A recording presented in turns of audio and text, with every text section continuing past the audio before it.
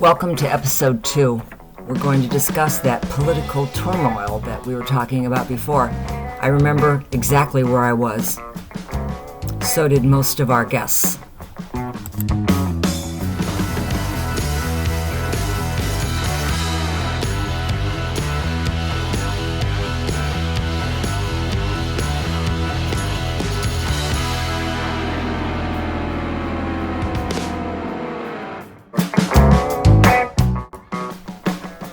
Of the 4 events of importance, we're going to look at a leadership crisis, and this generation had one, that's for sure. We're in the mid-60s, life's pretty good. Our little group of boomers doesn't even realize they're called that yet. They've got their whole life ahead of them, things to look forward to. Maybe it didn't bother them all that much. Let's find out. It was national, international news. Listening to the news about the president being shot and killed. It was a sad day. I remember there was a lot of girls crying. I was at Michigan State University and I heard it on the radio and I was just dumbfounded. I had no idea what to do. It stopped everyone right where they were. But how do you deal with something that's never happened before? Okay, Susan, where were you when they told you that Kennedy was shot and killed? I was in 8th hour band class. We were there in the band room and it came over the PA and, but we all sat there just stunned. Yeah. Listening to the news about the president being shot and killed. When Kennedy was assassinated, I was at Sayre School and I was 13, I guess, and it was a shock to everybody. I mean, it was like, this never happened before. Well, in our time anyway. And it was a sad day. Yeah, it was hard to believe it happened, actually. Why would somebody do that? At that time, there was no social media, no cell phones, no this, no that, no internet. It was all word of mouth. I was at Michigan State University and I heard it on the radio and I was just dumbfounded. I had no idea what to do. So I drove to St. John's Catholic Church, and they had the altar all draped in black, and there were a number of people there praying. I prayed. What were kids saying? Same thing. How could this happen? Did this school close classes? Oh no. I was in 7th grade and we were in band class, which was in the gym. They announced it over the PA system, and then of course there's a lot of people in my class because it was the band, and we talked the rest of the hour about it. 9th grade home ec class, and it came over the speaker too, and I remember not a whole lot of discussion. I remember we had a lot of silence. I walked home, but I remember right away Mom had the television on, and we watched it all on television. We were in Sayre Middle School at the time. I was a 7th grader. And it came across the speakers, and everybody just kind of sat there very quiet that he had been shot. And we just all sat in silence. I know we talked about it in class. That's why I keep thinking it was my history class. I was in high school. I was a senior in high school. I was sitting in study hall. And I remember the principal coming over the intercom and announcing our president has been assassinated. And it was, a hush. And I remember watching his funeral on television, cry. We were just so touched, but it was like an impossibility in our world. Seeing little John Kennedy salute. Where were you when you heard that Kennedy was killed? Well, I was in 8th grade, and I know you've talked to a couple of them. I know Mike Schauerman and Billy Backus. We were all in the 8th grade at that time. It's one of those things, you remember exactly where you were, what you were doing.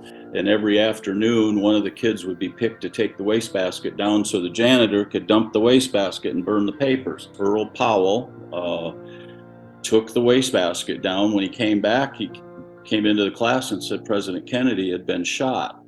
And of course, we're all, yeah, right, haha, we didn't believe him, of course.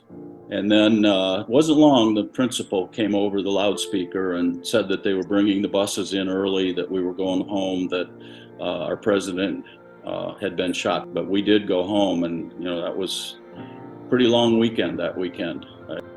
In Oh, boy. 63. I know exactly where I was. I guess everybody does. I was standing in front of a class teaching, and I could hardly hold it together. And I can remember when they announced he'd been shot, and I just looked out my mouth and I said, I think he's dead. And it turned out he was. What class are you teaching? I was teaching history, I believe, at the time. As I recall, they just came out with an announcement that they had a very important announcement and just said what had happened, that he had been shot. There wasn't a lot of discussion of it there. It was still a high emotion. I was teaching social studies in Byron. They came around and notified us, and we told the students. And no, we didn't let school out because it's such a rural community. By the time the buses would have got there, by the time to go home, I was more in shock probably than a student. I was a head basketball coach at the time, and I didn't even cancel practice. It didn't occur to me, get these kids home. That was in the 1960s. And students didn't question it. They could have, but they didn't. Bill, do you remember where you were? I was teaching history class, American history. So I got it on the television. They were surprised. I think they were like many of the adults, just trying to figure out what's going on here. Shocking. Yeah. I was working at the New Hudson Fence Company. The guys had the radio out in the shop going, and I could hear it. Just that John F. Kennedy was in a motorcade in Texas, and he was shot by some unknown person. Of course, then I cried. I had decided that I needed to go out of state to college my freshman year, and I was in Arizona State, Tempe, Arizona, walking to an English class, and people were looking at a TV, and I saw that, and they said Kennedy was shot.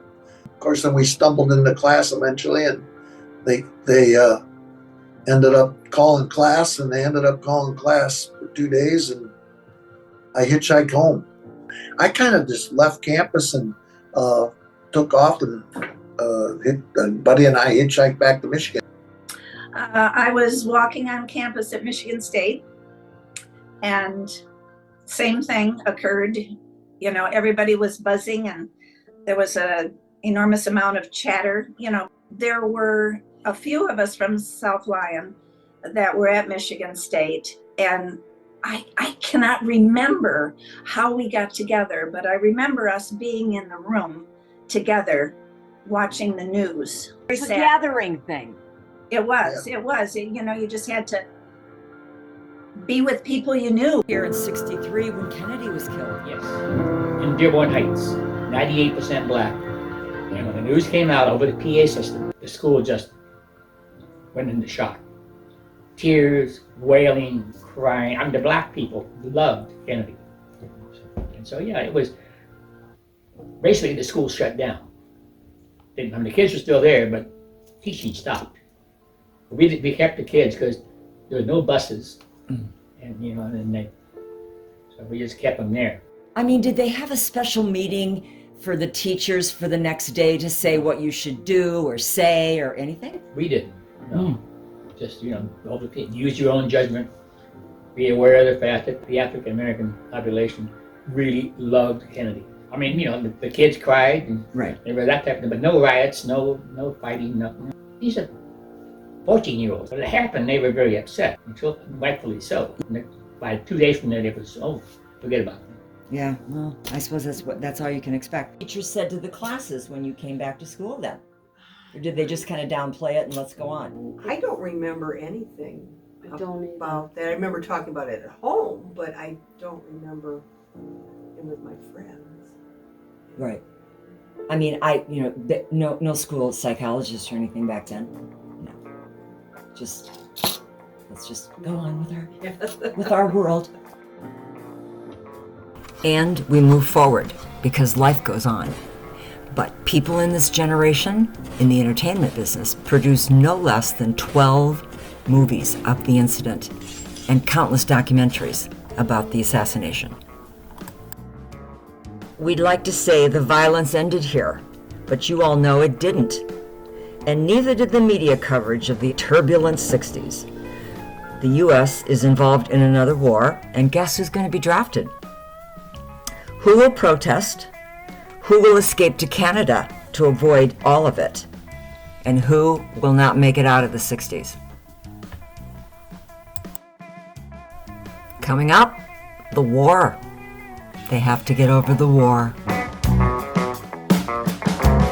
In 1965, in a small farming town where the population gained 1,000 people in 10 years, will they be aware of the war? Will it affect them the same? Even my Google search didn't turn up 1% articles about the draft or the war. Each generation is affected by the same 4 things. These children of the greatest generation will now lose their friends and brothers in a war.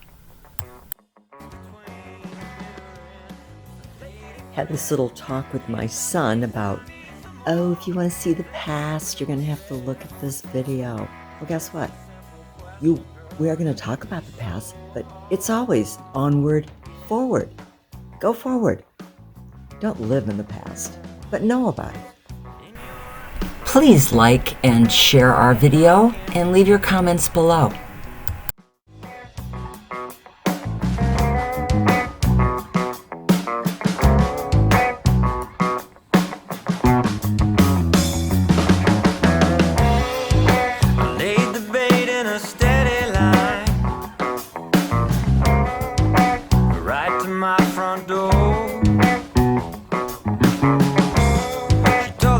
Off the hook.